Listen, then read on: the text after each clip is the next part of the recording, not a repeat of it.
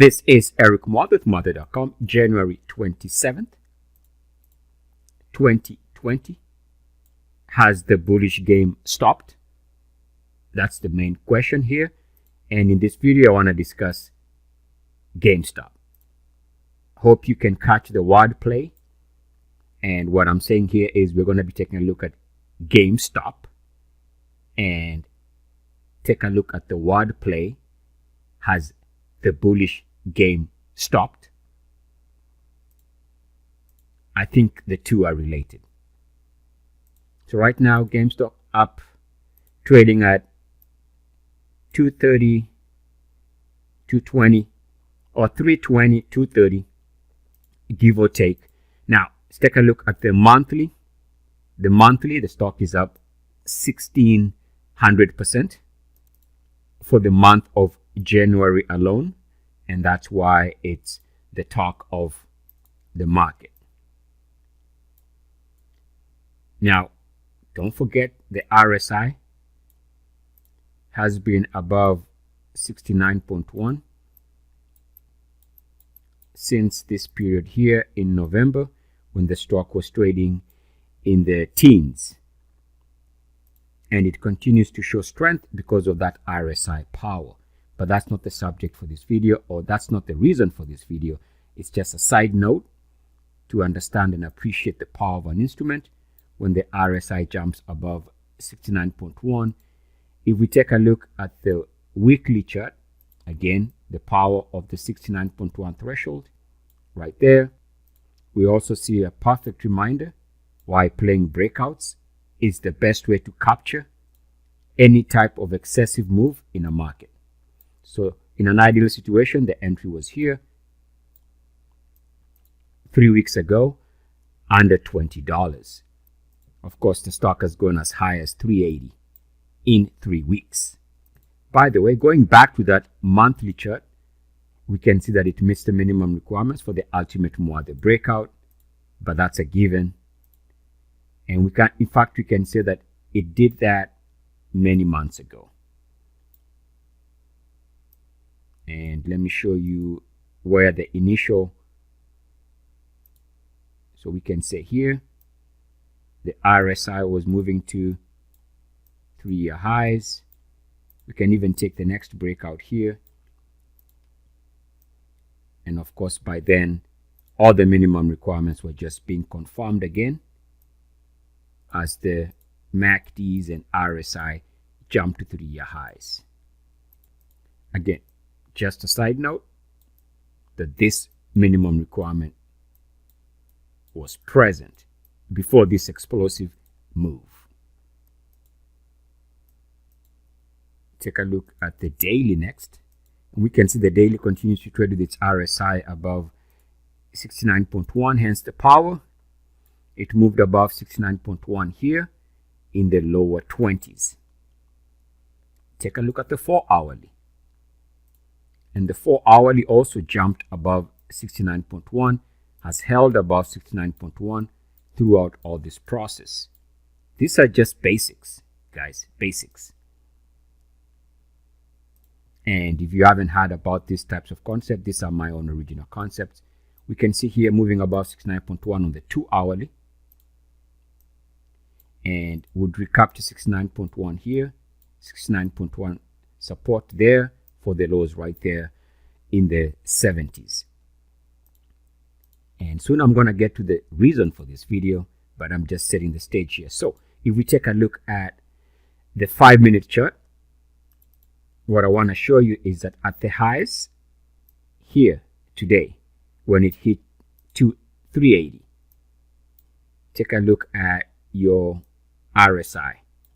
On the 5-minute, the RSI formed well-defined negative divergence, and it also happened to be RSI 69.1 rejection.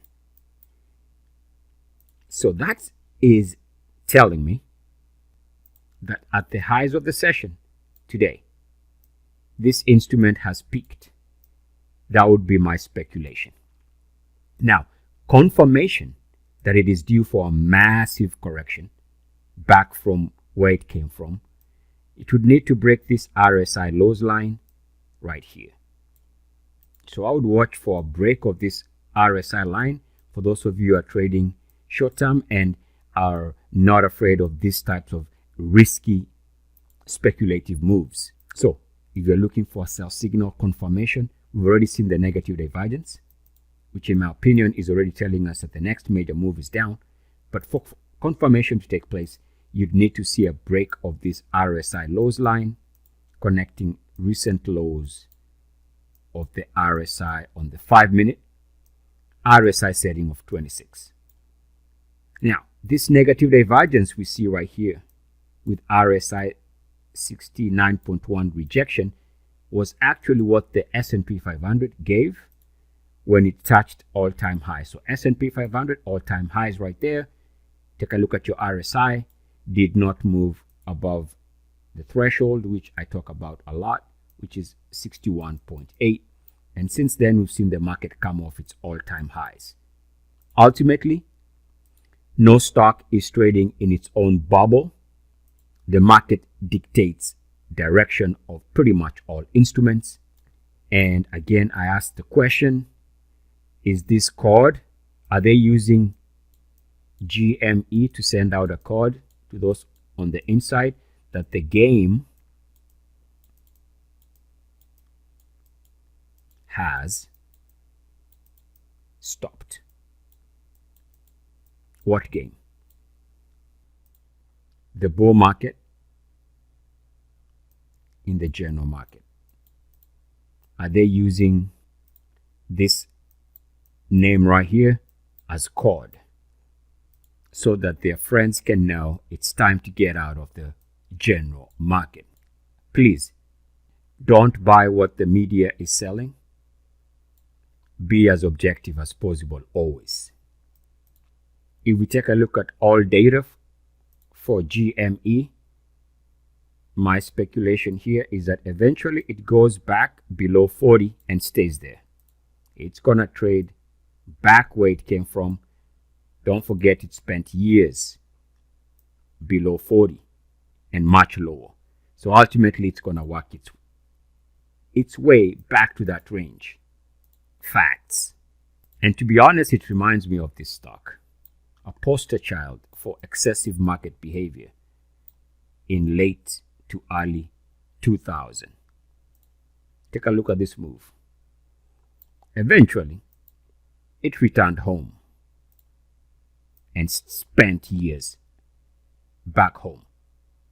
And where was home before the move? Those of us who remember trading this back in the day or this period remember how this turned into a poster child of an excessive market in due for a slap, and a hard slap at that. So I would suspect that GameStop is going to be the poster child for this excessive period in the market in the weeks, months, and years to come. This is going to be recalled as the poster child of a market that had lost its center, and the delusions became everyday experience.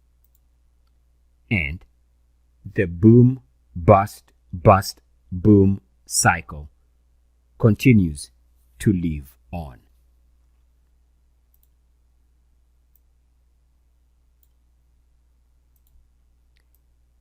Eric Muathe at Muathe.com.